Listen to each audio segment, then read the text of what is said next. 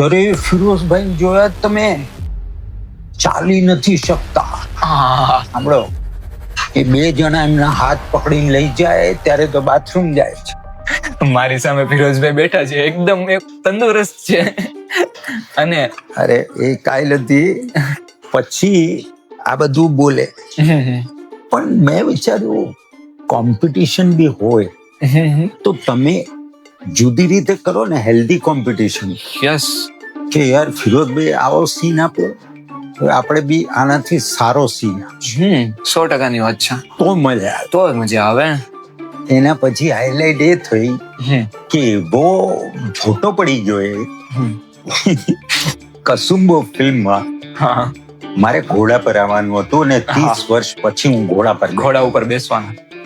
અને ફૂલ રાઇડિંગ જોઈતી હતી બાવા, વિજયગીરી બાવા. યસ. મને કે બાવા એક શોટ મને આપો પણ ફૂલ રાઇડિંગ. હા, ઉપર વાળાએ લાજ રાખી, મેં ફૂલ રાઇડિંગમાં આપી. પેલા પેપર વાળાએ એને જઈને કહ્યું પેલા એક્ટર કે તમે તો કોઈ ચાલી નથી, એ તો ઘોડા પર રાઇડિંગ કરે.